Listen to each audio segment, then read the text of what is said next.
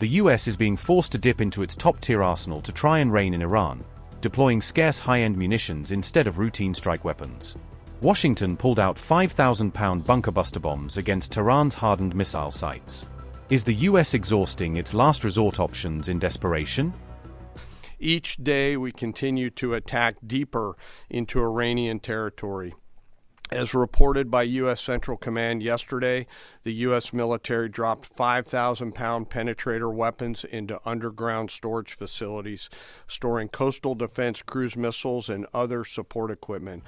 As Iran boasts that its best missiles are yet to come, the U.S. and its ally stockpiles are facing serious strain on multiple fronts. As Arrow, ATACMS, David Sling, and even Tomahawks run down fast, are the US and Israel running low on the very weapons they need most to keep this war going at the current tempo? The US Air Force dropped its newest bunker buster bomb on targets in Iran, marking the weapon's first confirmed operational use in this war. On March 19th, General Dan Kane confirmed that 5,000-pound class GBU-72B bombs were used against Iranian targets. He said the bombs were employed on Iranian anti-ship cruise missile sites along the Strait of Hormuz, striking launch and support infrastructure. The bomb is designed to penetrate rock and reinforced concrete, detonating only after it has overcome protective barriers and reached buried targets.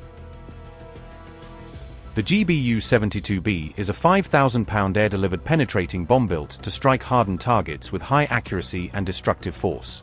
It is specifically developed to destroy deeply buried and heavily fortified structures, including underground bunkers protected by layers of soil and concrete.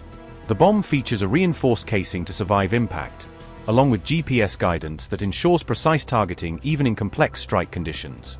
It is mainly carried by the F-15E Strike Eagle, a fighter bomber designed for long-range precision attack missions. It is more powerful than the GBU-28, which can penetrate up to 30 meters of soil before detonating. However, it is less powerful than the GBU-57 Massive Ordnance Penetrator, which can reach depths of up to 80 meters through solid rock.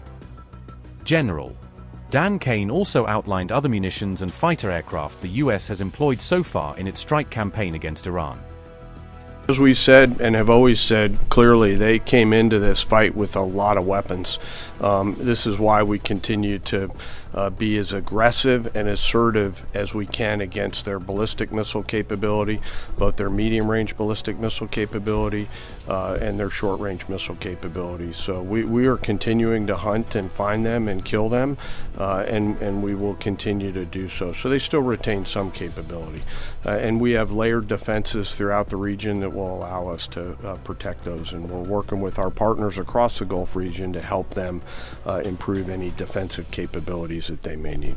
The disclosure highlighted that the US is now relying on some of its top-tier, most specialized weapons to sustain the war effort. According to one analysis, the US-led coalition used nearly 5,197 munitions in the first 96 hours of Operation Epic Fury. The data, published by the Foreign Policy Research Institute on March 16th, tracked the volume and types of weapons fired in those opening days. It found that the US alone fired 35 different types of munitions, generating an estimated replacement bill of $10 to $16 billion in just 4 days. Within that total, 8 GBU-57 massive ordnance penetrators were used, representing almost a quarter of the remaining US stockpile of this heavy bunker buster. US stockpiles of ground-launched ATACMS and the newer precision strike missile were reduced by roughly one-third over the same period. Partner nation THAAD interceptors, already among the thinnest stocked assets, were depleted by more than one-third in the initial phase. Patriot air defense batteries fired 943 rounds in 96 hours, a rate equivalent to about 18 months of normal Patriot missile production. In addition, the coalition lost several critical sensing assets to Iranian missile and drone strikes during these days. As of March 10th, this damage list included the AN/FPS-132 early warning radar in Qatar, a key node in the regional warning network. Multiple AN/TPY-2 radars associated with THAAD batteries in Jordan, Kuwait, Saudi Arabia, and the United Arab Emirates were also reported destroyed or disabled. The AN/TPS-59 tactical radar in Bahrain likewise came under Iranian missile attack, further degrading regional coverage. In a serious friendly fire incident, a Kuwaiti F-18 fighter shot down 3 US F-15E Strike Eagles, adding to aircraft losses not caused by Iranian fire. Iranian forces also downed at least 11 US MQ-9 Reaper drones during this period, according to the same reporting.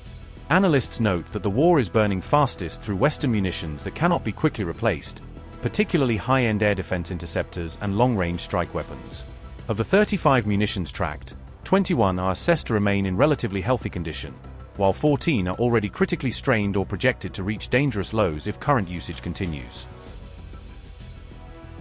This includes Arrow 2 and Arrow 3, ATACMS and precision strike missiles, GBU-57 massive ordnance penetrator, partner-operated THAAD, David's Sling stunner, Rampage supersonic missile, Popeye Turbo or Crystal Maze 2, Delilah cruise or loitering missile, THAAD operated by US, Patriot PAC-3 operated by US Gulf partners, Patriot PAC-2 or PAC-3 operated by US, SM-2, SM-3 and SM-6 Navy Aegis, Spice 2000 or 1000 guided bombs, and BGM-109 Tomahawk TLAM.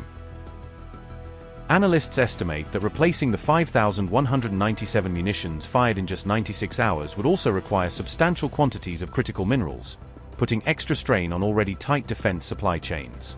These growing shortages of both advanced munitions and the minerals needed to rebuild them have reportedly been a key factor behind President Trump's increasing push for a ceasefire in the Iran war.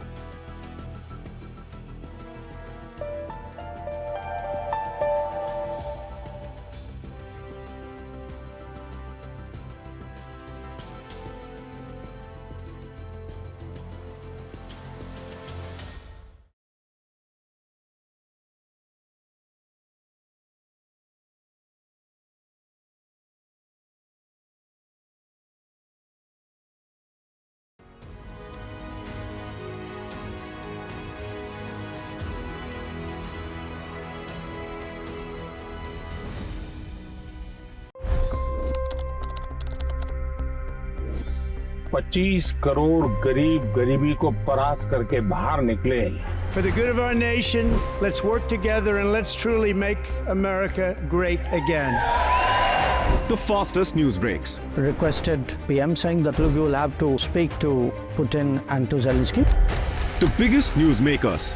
The relationship with India is probably the most important bilateral relationship the U.S. will have for the rest of this century. The capital delivered quite an election result today. Expert analysis. The million-dollar question today is how to stop this dance of death. Ground reports. I'm standing at the crossroad of the Kumbh Mela. Behind me are more than 100 entry ghats. Long-form interviews. Exclusionary politics is reflected in Manipur case as well. You don't bother because this is a small state. Deep dive into burning issues. It's often said DRC could be the richest country in the whole world. It's because of what sits underneath. Why exactly did the US topple the Sheikh Hasina government? HD videos. We don't just break news, we break it down.